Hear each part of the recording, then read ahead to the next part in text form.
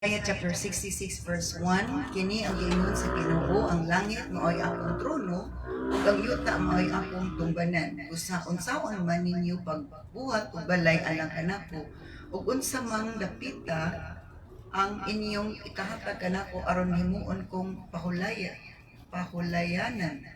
Ako'y nagbuhat sa tanang butang, busa ako kining tanan. Nag-ingon ang ginuapan ang ako kaymutan, mao ang tao mapawsanon, mahinulsulon o malukon kanako ang Dios magapanalangin sa pulong. So ang heading ani nga chapter is about the humble and contrite in spirit. And ang versus ana, ang opposite ana. So ingon diri nga ang Ginoo nagpadayag jud nga ang langit kuno mo ay trono si Ginoo ug ang kalibutan ira jud tumbanan. So ingana siya kadako no? Ingana siya kadako trono niya ang langit ug ang kalibutan iyang tumbanan. Ug unsaon man ni paghimog balay ko nga akong kapuy-an nga ingana man ko kadako. So unsaon na to? Unsaon man ninyo pagbuhat sa balay alang kanako ug unsa mang dapita ang inyong ikahatag kanako aron himuon kong pahulayanan. So nangutan lagi siya unsaon ninyo paghimog balay nga pati man akong takua. Ang langit iyang trono, ang kalibutan iyang tumbanan. Ug matud pa sa iyang pag-adako gisaysay unsa siya. Ako'y nagbuhat sa tanang butang, busa ako kining tanan, nag-ingon ang Ginoo. Siya nag-ingon nga. Siya ginagibo, wala may lain jud nga naghimo sa kalibutan o sa tanang butang. O diri dayon sa part sa verse 2, kay sa dili kaayo kuan diri sa Bisaya, I will bless those who have humble and contrite hearts, who tremble at my word. Okay. So muni sa verse 2, muni ang kining key verse aning Isaiah chapter 66 verse 2, the humble and contrite in spirit. Ang mapausanon ug mapahinulsulon nga kanang espiritu. Matod pa diri panalanginan sa Ginoo, I will bless those who have humble and contrite hearts, who tremble at my word. So, si Lord, wala magi siya nagtago sa iyang tanan nga kagustuhan, mga plano sa atong kinabuhi. Kinsa unsa iyang kanang gidumilig, unsa iyang ginatugot. Ingon dinhi sa verse 2 sa NLT to ganina akong tan-awon po din sa verse 2, same verse sa ESV English Standard Version. But this is the one to whom I will look. He who is humble and contrite in spirit and trembles at my word. So, in ESV, ang katukunong may maupabsanod, may nulsulong ng kasing-kasing nga nagakahadlok sa pulong, mauko ni tagaan ni Lord og pagtagat. The one to whom I will look, nga iyang tagaag pagtaga-tagaan niya, tutukan niya ug sa ato pang tutukan sa ato pa dito siya mag-focus, dito siya maghatag og di siya molingiyo kung dili tutukan niya. So sa ato pa kung di kaymutan ta sa Ginoo, mana panalanginan ta ni Lord. Sa Bisaya dili kay klaro din ha, o dili kayo klaro. Okay, atod bari kining akong apan ang akong kaymutan mao ang taong mapaubsanon, mahinulsulon ug mahadlokon kanako. So wala ka saysay din ha ang katong who trembles at my word nga nagkahadlok sa akong pulong. Okay, so kinsa daw kuno na may kahadlok sa pulong sa Ginoo kadtong na ay humble and contrite spirit, katong mapaubsanon o mahinulsulon nga kasing.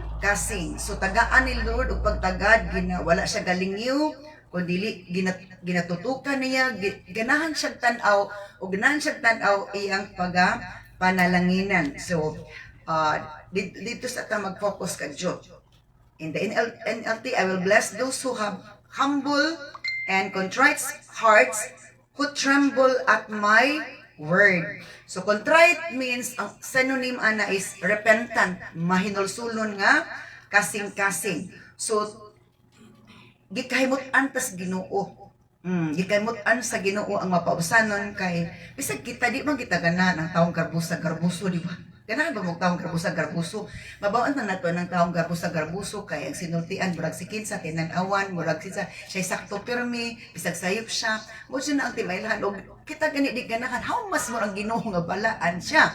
So, ingon siya, I will bless those who have humble and contrite hearts who tremble at my word. Okay. Now, another verse nga, who tremble at God's word, verse 2 mana. Dito sa verse 5 mo, jump sa takajut, anak ta mo, proceed ani nga topic. In verse 5, hear this message from the Lord, all who you tremble at His words. Your own people hate you and throw you out for being loyal to my name. Let the Lord be honored, they scoff, be joyful in Him, but they will be put to shame. Okay. So, this verse 5, ingon din nga pamati ani nga pulong gikan sa Dios, kamo tanan nga may kahadlok sa iyang pulong. So, sa ato pa, naadyo mga taong way kahadlok sa iyang pulong. Naadyo mga taong way kahadlok sa iyang pulong, kung dili, murahin og kinsa mo react. Oh, so if you remember atong wali atong Domingo, nganong naghilak sila, because natandog sila sa pulong sila, wala ni react. Diba? They were weeping. Grabe na lang hilak. Grabe nilang hilak. So, sa to, sa mga taong mapausanon, mahinulsulon ng kasing-kasing, madinawato ng kasing-kasing, matud pa, panalangin na ni Lord, dili lingiwan ni Lord, dili talikdan, kung dili iyang tutukan, iyang gikaymutan. Pero, positive na siya sa verse 2, pag abot sa verse 5, na ay negative. Unsay negative sa verse 5 atong mga tawo mapausanon, mahinulsulon ng kasing-kasing o may mahinulsulon nga espiritu. Siya, all you who tremble at His word, hear this message from the Lord, all you who tremble at His word, your own people hate you and throw you out for being loyal to my name. Kana ang negative. Katong mga mapausanon, nagakadlok sa pulong sa Ginoo is matud pa encounter og tao nga maulagot nila. Your own people hate you and throw you out for being loyal to my name. So naay tao nga mo unsay tawag ana, mo biay mo kontra maglagot. So ingana like for example ni Stephen, nagwali si Stephen, di ba gibato siya? Si Stephen may nagtremble sa pulong sa Ginoo, may kahadlok siya, apa na mga tao nga walay kahadlok sa pulong sa Ginoo, gibato noon si Stephen nga nagwali sa pulong sa Ginoo. So gibato siya, as in bato, o gibato pa siya pulong, so doble, bato nga tinuod, o bato nga pulong, sakit kaisanan. Pero tuod na matay si Stephen, pero namatay siya nga nahimaya, naidungog, nga wala niya gikasakit ay kamatayon, kay ang lawas ra may masakit ang kalagong espiritu. Malinawon, malipayon nga mopanaw kung kita wala gikasakit nato ang mga pagsulay, pagtamay sa atong naangkon aning kalibutan na kay ingon ni Pablo, ang kasakit nga atong na atubang na sanggubang aning kalibutan na dili ra ikatandi sa himaya nga gitagana sa Dios sa atoa. Ingana siya. So ini your brothers who hate you and cast you out for my name's sake. Kauban ra ninyo nga kaigsuonan ang maglagot ninyo. Kinsa man maglagot, those who are proud, nga naman dili sila mo dawat sa pulong. So in Revelation chapter 2 verse 9, Revelation chapter 2 verse 9. Tanaw na to in Revelation chapter 2 verse 9. Okay, muni ang message sa Ginoo sa church sa Smyrna. Okay, write this letter to the angel of the church in Smyrna. This is the message from the one who is the first and the last, who was dead but is now alive. I know about your suffering and your poverty, But you are rich. I know the blasphemy of those opposing you. They say they are Jews, but they are not, because their synagogue belongs to Satan. So gipadayag diri nga ang mga taga Smyrna nga mga iglesia, ang iglesia sa Dios sa Smyrna, grabe lang pag-antos o grabe ang ilang kapobrehon, ang kapobrigi nila. Wala sila kwarta. Pero they are rich in faith. Dato sila sa pagtuo, dato sila sa espirituhan ng mga butang. But ingon siya, I know the blasphemy of those opposing you. So na ay mga tao nga diin gitamay sila, gimaraot sila og nag-oppose sa ilaha. Nag-oppose sa ilaha, nisupak sila. Nag-ingon sila nga mga Hudiyo sila apan dili ay, because their synagogue belongs to Satan. So mao na siya atong sabton nga ang mga taong wala nagtremble sa pulong sa Ginoo, dili sila madinawaton kundi madinungtanon. Di sa madinawaton kundi madinungtanon. So sa to, I will bless those who are humble and contrite spirit, who tremble at my words. Nga nagkahadlok sa akong mga pulong. Nga, natay kahadlok mo sa gingon ni Lord, mahadlok kita mahitabo na mo na maglikay ta nga magpabadlong ta. Oh, inga na siya nga feelings nga kung mahadlok ta sa pulong sa Ginoo, dili ta reactive, it means humble ta. Oh, humble ta mapulsanon ta ug natay contrite spirit. So, mo lagi na dili na ta magpa-ECG, magpa to the echo, ang pulong sa Ginoo ug ang mga pulong sa tao mo nay machine. Mo na ang machine nga makapa-identify, mo na ang daw machine nga maka-identify sa klase sa atong kasing-kasing ug unsa ba mapabusanon bata, madununtanon bata, mapasayloon bata, madinawaton bata. So ingana ra gid na siya pag suta sa atong kasing-kasing kung kamusta naman. Remember that ang gitudlo ni Lord magpaubos ta kay ang mapabusanon ingon siya panalanginan og dili lingiwan ni Lord. Iyang tutukan, iya jung tan-awon. Diba, tan-awon jud niya, tutukan niya, malipay siya og tan-aw. So, matud pa din nga, they are, some of the people, matud pa, are opposing you. Okay, now, let's open another verse about, who trembles at my word, in the book of Ezra chapter 9 verse 4. Ezra chapter 9 verse 4. After sa Kings had Chronicles na siya. Ezra chapter 9, Chronicles.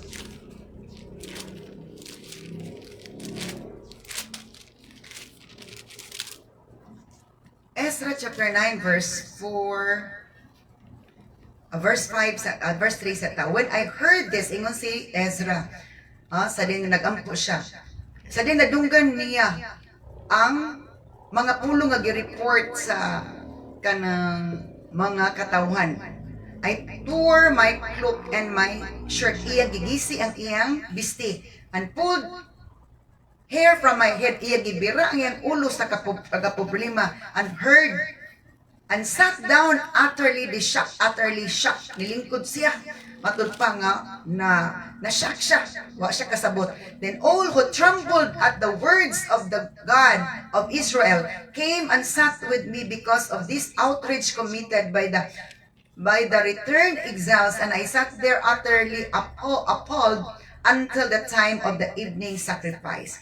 So pagkabalo niya sa balita nga ingana din nahitabo, unsa mga pahitabo di ay, unsa man ang alarming paghitabo nganon ay ngato man sa Ezra ngano man nga gigisi ni ang sanina sa kaguul, and then matud pag iya gibira ang iyang buhok sa iyang ulo, ug matud pati sa iyang bangas gibira, og nilingkod siya nga na-shock unsa man di ay hinungdan nganong ingakto man ang iyang gibati og iyang respond. Okay, atong basahon nato sa verse 1. When these things had been done, the Jewish leaders came to me and said, many of the people of Israel, daghan sa makataon sa Israel, and even some of the priests, o bisan paman ang pipila ka mga pari, and Levites o mga Levita, have not kept themselves separate from the other peoples living in the land. Wala kuno sila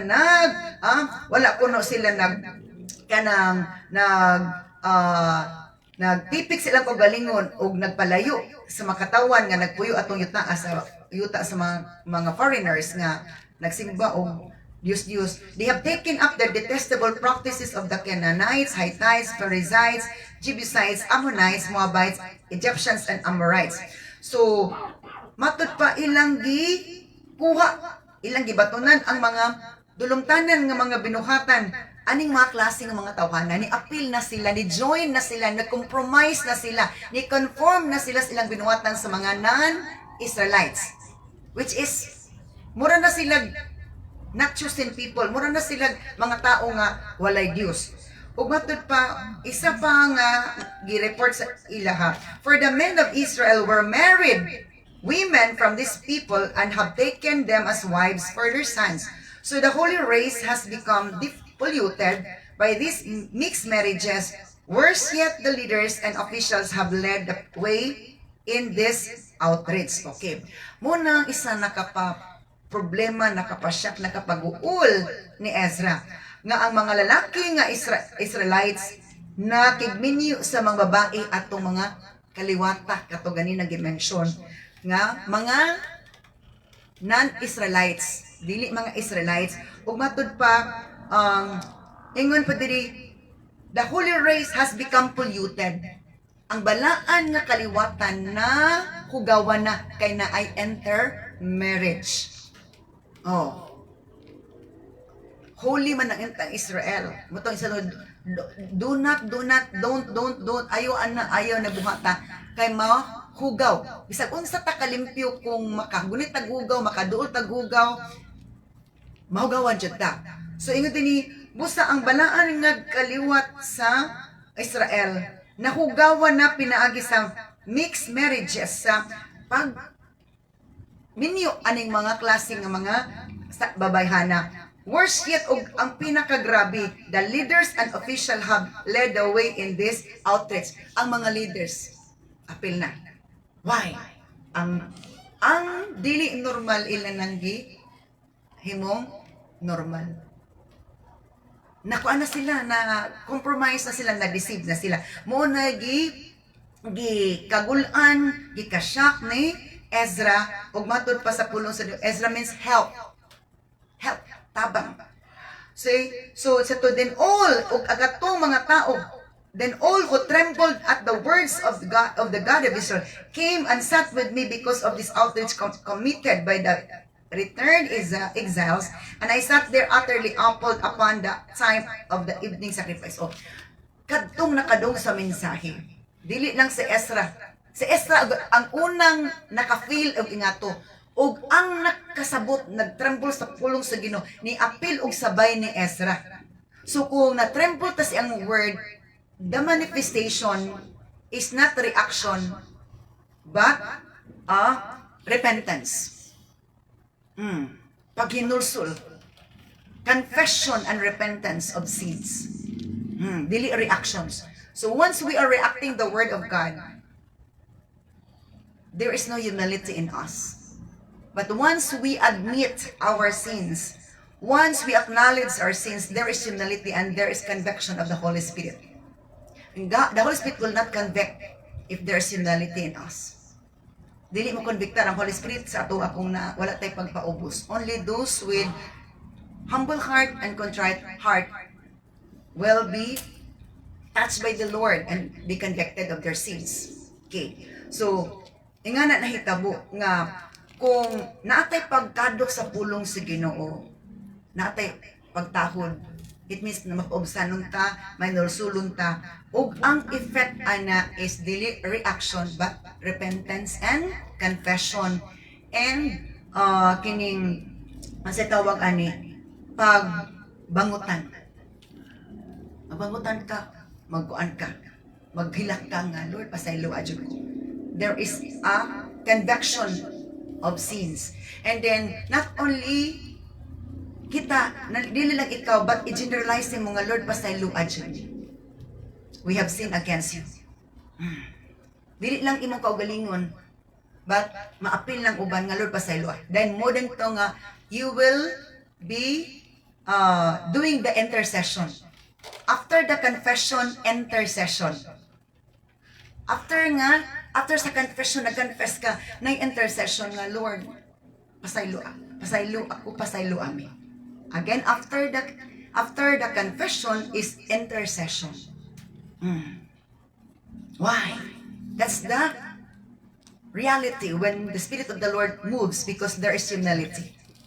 Ang bottom line, ang yabi nga, ang Spirit sa Ginoo makasulod, makapamuhat when there is humility. Kung naay humility, kung pagpaubos gid mo, nangitulo sa Ginoo, magpaubos ta. Yabi na nga ma-open ang grasya, ang gugma, ang kaayo sa Ginoo ato jung masinati, atong ma-feel unsa ang katami sa presensya sa Lord. But when we are there with so much pride, so much pretension, there's no conviction. We are not convicted by the Spirit of the Lord, and we will not be growing that kind of heart. Dili kita mutubo. Di juta mutubo, mukubol ra juta. Mukubol ra juta. Remember kung ang atong kanang imong cake magkubol, imong ansa na tong baka ni kubol. Wa jud lami ikaon ning baka nga karne nga ni kubol. Luuron na lang kag sinupa, di pagyud di pagid mo di gini luuron kag sinupa. Halos imo na lang iluwa. So nga na iluwa tas Ginoo kung ni kubol tas pagpangalagad si Ginoo. Amen. Iluwa ta. Kasulay na mo kaon baka karne nga gikubol. Ludon ka kadugayan. So Christian nga ni kubol, ludon pud ang Ginoo. Sumuna nga kung pakalayuhan ta para ipahimo kag atong kasing-kasing, ayaw og ka react. Amen. Wala may ayos mo pa humok sa karne. Kalayo man. So na mga panahon nga ang pulong sa Ginoo, ang pulong sa tao murag kalayo kay ginaluto di atong kasing-kasing, ginatest atong kasing-kasing mo na nga. The greater the call of God in our lives, the greater the testing is. So if we could able to endure them, then congratulations. You have a destiny to be called to be part of God's plan, part of God's kingdom. With greater responsibility. Nga na lagi na siya. Because, wala may nahimong doktor nga wa ni agid mga trainings. Wa ni agid grabe nga mga sa tawa, mga pagsulay. Walay ni promote nga nilukso. Unsa man na balbal mo kalit lang lukso. So, nga na no. Okay. Now, let's ito nga ang then all who tremble at my words, at the words of the God of Israel in LK na tanaw na tong ESV verse 4. Then all who trembled at the words of the God of Israel because of the faithlessness of returned Israel gathered around me while I sat upward until the evening sacrifice. Oh, grabe. So, sinitabuan ni. Because the humble, the contrite, with contrite spirit, matod pa, time is not a waste. Time is not waste. Dili siya sayang. Hantod gabi nang lingkod sila dito. They don't care the time. They don't care sa oras. They care about the things that God wants them to reveal. Ilang bali-bali ang mga butang nga i-reveal ni Lord sa ilaha. Gi-enjoy ang moment with the Lord. So kung ingana ang atong desire, ang atong kasing-kasing una-una, munang murakag naabot din na sa kanabitang point nga diin, grabe ang pagkaluto. Grabe ang turning point sa imong pagkaluto des Ginoo, pagkababad sa Dios.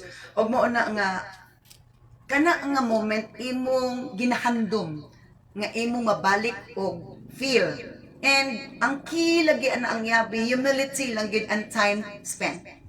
Kay kung magisig kitag dali-dali, conscious sa time, we are after of the time, conscious of the time. Remember, God is testing us through time. How long can we wait for Him to touch us? Ingan na siya.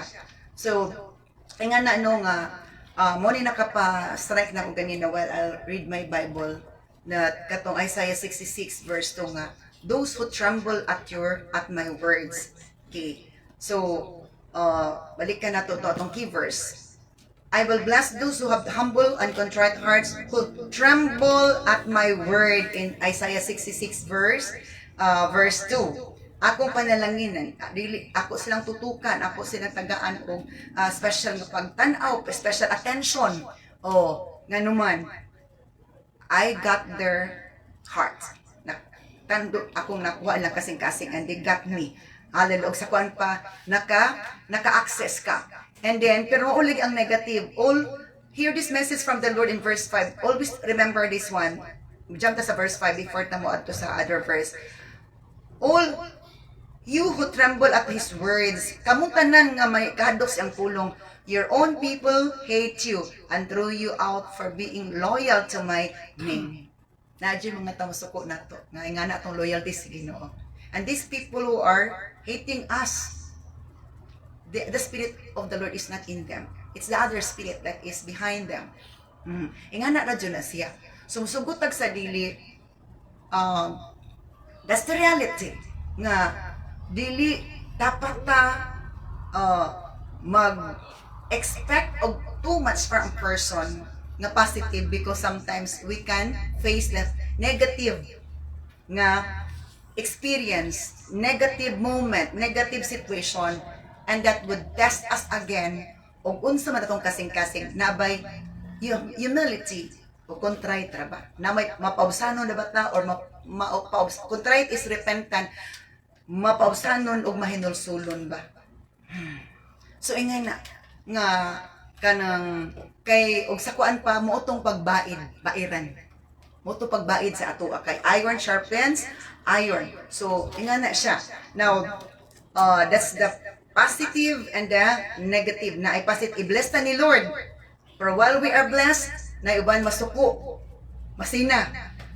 Sumuton, your own people will hate you. Nga naman, once ka i-bless ta, masina to uban masuko. Remember nga, ang blesser is mo bless sa mga pausanon. Unang pag-abot sa unahan, versus na ni siya ang iyang kabaliktaran. But those, Isaiah 66 verse 3 na ta, kay 2 ug 5 pari-pareha sila gamay, those who tremble at God's word. But those who choose their own ways, delighting in their detestable sins, will not have their offerings accepted. Okay ka na. Dili sa Bisaya na ang kining nabali ang ubos ilang nasa ibabaw, pero maura ang thought, maura ang ipasabot. Apan kadtong nipili sa ilang kaugalingong pamaagi, nagkalipay sila sa ilang pagpakasala. Ang ilang mga halad dili pagadawaton ako. When such people sacrifice a bull, it is no more acceptable than a human sacrifice. Kung mahalad sila baka matupa sa bunsuno, dili pagadawaton sa ingon nga halad sa tao. When they sacrifice a lamb, kung maghalad sila og karniro, it's as though they had sacrificed a dog. Kung maghalad sila karniro, daw sama sila naghalad lang og iro. Sa ato pa, wala gikalipay sa Lord. So sa pasabot ani, because ang keywords ani, key verse nga gisgutan ni Lord kato ganina is ang mapaubsanon ug mapaubsanon ug mahinulsulon nga kasing-kasing. Pero ang opposite is katong mga garbuso. So katong garbuso mutuman na silang gusto, diba? Mutuman na silang gusto. So kung bisan pag maghalad daw kuno sila, ang ilang mga gipanghalad dili dawaton ni Lord. Dili dawaton ni Lord. But when they burn frankincense, kung magsunog sila frankincense or incense, so sama sa it's as if they had blessed an idol, sama nga nagkuan sila idol. I will send them great trouble, all the things they feared. For when I called, they did not answer. When I spoke, they did not listen. They deliberately sin before my very eyes and choose to do what they know I despise. So, Kanya mga tawhana ako padalan og dakong kasamo. I will send them great trouble. Okay, matud pa, all the things they feared, ang tanan nilang gikadlukan. For when I called, kay sading ako nagtawag, wala sila na tubag. When I spoke, sading ako nakikistorya, they did not listen. Why nga nung ingana man? Munay nakita ni Lord og gisulti, gisumbong na kang Isaiah. Di ba ang mga proud, dili mamati o dili mo respond? Mutig-ana na, mag-ana-ana na, mag-react-react na. So, ingon ni Lord, bisan pag-unsa ilang gihalad, walay pulos, walay pili para sa Ginoo. Ngano man, ang gitagaan og pili ni Lord nga halad is halad sa mapausanon, halad nga mapausanon. Halad sa mapausanon, ug halad, ug sa gihalad sa mapausanon. Diba remember ninyo atong sa New Testament?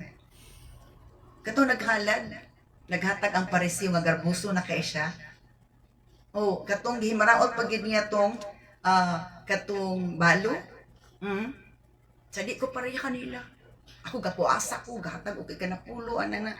Yang gihimaraot tong pobre nga mapausanon. Pero ang gidayeg ni Lord ang pobre nga mapausanon because God is not after of the amount of money. He's after of the kind of our heart. He's after the kind of our heart. Because the kind of our heart manifests when we give, manifests when we talk, manifests when we look at anybody.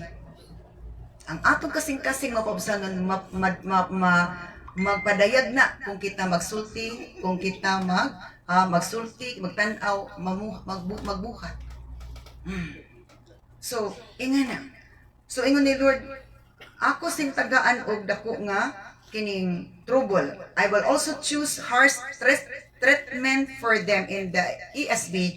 I will also choose harsh treatment for them. Dili kuno trataro ni Lord maayo kundi harsh ang treatment ni Lord sa mga pasigarbuhon. And bring their fears upon them. Ang ilang gikadlukan moabot ngadto kanila. Because when I called, no one answered. Sa nagtawag si Lord, walay nag-respond. Ay mga panahon ang kinumanawag na to. Manawag na to inigabi kay mag-ampo. Gusto niyang mag-ampo ta. Manawag si Lord kay gusto niya daigo na to siya. Manawag si Lord kay gusto siya makigbanding na to. Na mga moment, not only in the evening but nighttime, daytime. And I experienced that many times. Muna nga kung tawag daw kuno siya, dapat maminaw ta og mag-respond ta. Kay nga naman masuko man siya kung manawag siya nga dili siya tubagon. So kung manawag siya nga dili ta mo tubag, masuko siya. Nya kung masuko siya, mulingiyon na siya sa atoa. Muna nga laaya na ta, maluya na ta, dry na ta. Muna ang timailhan. And that is very alarming. Kinanglan nga mobalik ta o kuan, dut-dut sa Ginoo maghinulso nga Lord pasaylo ajud ko. Nag-ignore ko nimo, gi-ignore ta ka. Unya kanang unsa ta na hot dentas atong karelasyon sa kalibutan unya naghatag natog kinabuhi sa kalibutan ug naghatag natog butang dis kalibutan wala nato tagaig pagtagad. So ingon ni Lord, I will treat them harshly. Dili nako sila tagaan og maayong pagtratar. I will send them great trouble. So naay mga kalisdanan, mga kasamok ang ilang ihatag ni Lord kay ingon ni Lord, nagtawag ko nila wa sila na bali-bali. So ingon na nga when we are convicted by the Spirit of the Lord, when we tremble at His word, our tears will really fall down. Maghilak ang atong kasing-kasing. And we don't care who are the people around us. We just care that God has touched us. He care na to, atong tagad-pagtagad nga ang ginunatandog na to. Because dapat dili ta maulang tao. Ang atong kaulawan ng Ginoo. Kita maulo maghilak ta because we are convicted by the Lord. We are touched by the Lord. Okay. Now, ingon diri dayon sa kining verse 5 nga kadtong may kadto sa pulong sa Ginoo pag dumtan lagi o i-despise pa sila, i-mock pa sila nga matod pa sige paglipay da sa Ginoo nga imong gialagaran kay nagkantsaw sila. And then verse 6, what is all the commotion in the city? What is that terrible noise from that temple? Is it the voice of the Lord taking vengeance against his enemies? So it's unsa man ang saba di sa syudad, unsa man ang grabe nga kasaba di sa templo. Tingog ba na sa Ginoo para manimalo sa iyang kaaway?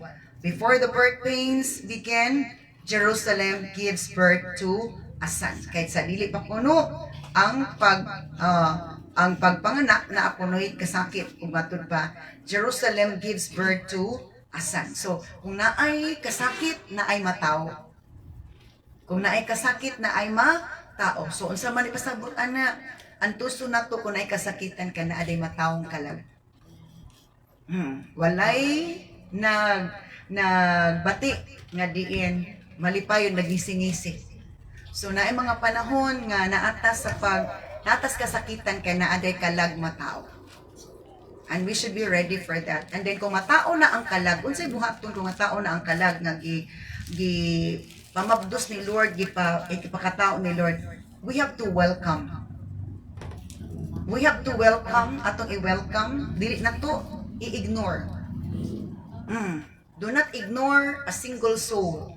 Kung mag-ignore ta, mura tag kinsa nga dili ta magbali-balig kalag. Kunya mayngon din ta na paggamit tas Ginoo paggamit, pagbali-bali, pagtimbaya sa mga kalag. Is already a great thing before the Lord. Pero magpadedma ta mura tag si kinsa ang Ginoo wa nalipay. So atong kasing-kasing makita jud unsa gid ta atong kasing-kasing. And matud pa sa pulong sa Ginoo nga kanang bisan palagig na sila i-offer, God will not happy and God will not accept. So kung dili i-accept ni Lord, kung dili malipay sa i-accept, it means walay panalangin. Walay panalangin kay kung i-accept ni Lord ana pa man ang pag result sa blessing. When the blesser is happy, the blessing will come. For that's the kining principle.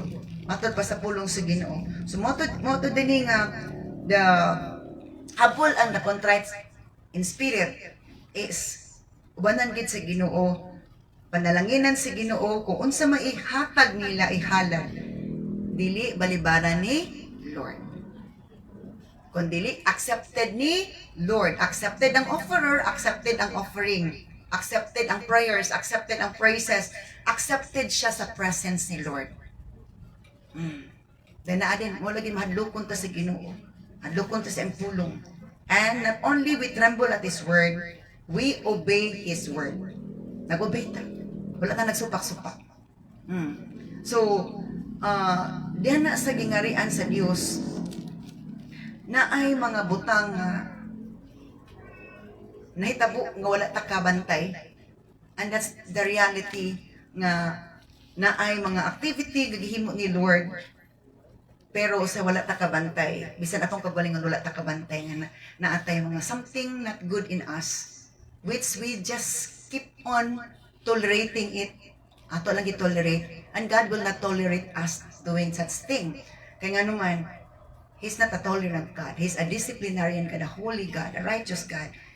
Keep on correcting us until we are correct already in His sight. Amen. Ana ragid na siya. Kung dili pa ta maka-check, i-repeat. So, pinita repeater. Sumuna nga, gusto ni Lord, mag-upgrade ta, mag-level up ka, kay aron nga, kanang mahimuot siya ayo ug ma-enjoy nato ang higher level sa pagpangalagad nga ingana ta ka hopeful, ingana ta ka favored, ingana ta ka positibo ug ingana pod ang blessing pod is dili lisod ang panalangin Hello sa to. When there is obedience, the blessing will just overtake. Maguna ang blessing. Di kay kita maguna. Oh, maguna ang blessing. Naanay, blessing nagpaabot kung humble ta and there is a contrite spirit in us. Ana, nag-promise naman si Lord na ana siyang system. Dili na ta kuan pa sana magkapuliki, magkapuliki. Ang atong kapulikian ang pag-receive sa message ni Lord ang iyang mga inspiration. Magkapuliki jud kag receive, magkapuliki kag kanang kuan sa inyo pang sulti pang reveal. That inspires you, inspires us. That's my experience as we are able to please the Lord. We have the humble heart with a contrite heart. Grabe ang revelation ni Lord, inspiration ni Lord. So munang gusto ni Lord ato may ano, obserbahin, wala niyo obserbahin. Babad ginita sa cellphone nga murag more on worldly. Murag nalayo ang atong espiritu ni dry. Pero mubabad ginita sa mga Diyos nun nga mga kuan, gitan-aw na to, gipaminawan na to, o kauban na to. Lahi imong pamati, imong spirit is at peace, dili ka dry. So ingana lang pag-obserba aron nga atong ilong unsay better para sa betterment sa atong body, soul, and spirit. Because gusto mo ta improvement, gusto mo ta peace and joy. And it's our decision to do it. By choosing the right thing that we need to choose, choosing the right thing that we need to see and be acquainted with. Amen. So, ingana ra gyud ang mapugsanan ng contrite spirit, dako jud kahimuan. Then to be reactive, then to have to become proud of everything, dili jud na iya just Ginoo. So let us pray for His word. Father God, thank you so much sa imong pulong. Thank you for revealing this to Isaiah, O Lord, so that we will be able to check ourselves. What kind of heart do we have? And what are the things that we have received? Because our heart, our character, O Lord God, can take effect, O Lord, sa among mga hinaguan. Among heart nga daw fertile, ingon pa siyang pulong, is mubunga kini og abot nga dagko. Because ingana ka fertile among heart. But the stony ground, a thorny ground, will not become fruitful.